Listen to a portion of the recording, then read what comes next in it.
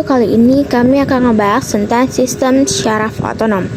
Teman-teman ada yang tahu nggak apa itu sistem syaraf otonom? Kalau belum tahu, yuk simak videonya. Nah, sistem syaraf otonom itu adalah bagian dari sistem saraf tepi yang mengontrol fungsi tubuh secara otomatis atau tidak disadari seperti detak jantung, pernapasan, pencernaan, tekanan darah, suhu tubuh, dan keringat. Selanjutnya tuh ada anatomi sistem syaraf otonom. Otot polos. Yang pertama itu ada otot polos.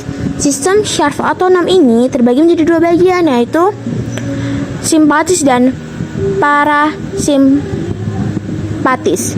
Keduanya berasal dari otak dan sumsum tulang belakang. Yang kedua itu simpatis. Simpatis ini berfungsi mengaktifkan tubuh saat stres atau bahaya atau fight or flight. Dan yang ketiga itu sistem syaraf parasimpatik, berfungsi mengatur tubuh saat istirahat dan relaksasi atau rest and digest. Nah, selanjutnya tuh ada bagian-bagian dari sistem syaraf otonom ini. Yang pertama itu paru-paru. Sistem pernapasan kita dikontrol oleh sistem syaraf otonom. Yang kedua itu ada hati. Sistem syaraf otonom membantu mengatur aliran darah ke hati dan mempengaruhi pelepasan beberapa hormon di hati. Yang ketiga itu ada usus besar dan usus kecil. Sistem syaraf otonom mengatur aktivitas pencernaan dan gerakan usus. Yang terakhir itu ada kandung kemih. Sistem syaraf otonom mengatur kontraksi kandung kemih dan melepaskan urin. Nah, itu adalah bagian-bagian dari sistem syaraf otonom. Nah, selanjutnya itu ada pun fungsi sistem syaraf otonom. Itu ada 3. Yang pertama itu regulasi kestabilan tubuh. Nah, dari itu sistem syaraf otonom membantu mempertahankan keseimbangan tubuh kita ketika kita bergerak atau tidak merasa sehat. Yang kedua itu ada pengaturan detak jantung.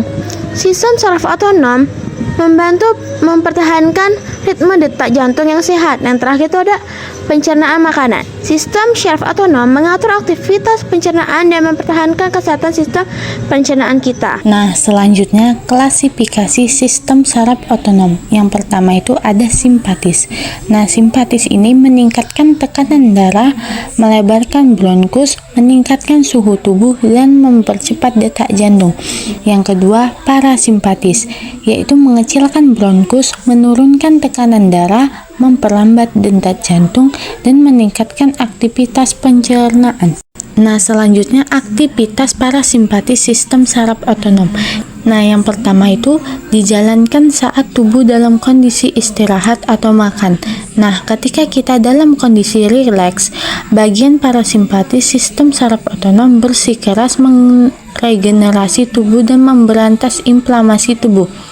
Nah, yang kedua, stimulasi aktivitas kognitif. Konsumsi teh hijau dapat membantu mendukung aktivitas parasimpatis dan meningkatkan kesehatan kognitif.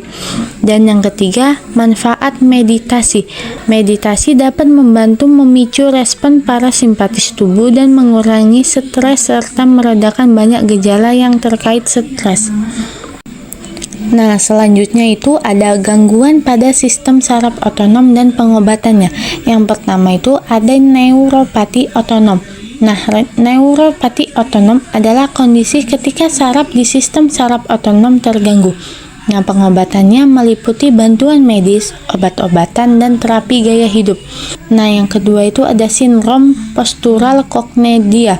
Nah, sindrom ini dapat mengakibatkan penurunan tekanan darah dan pertumbuhan detakan jantung.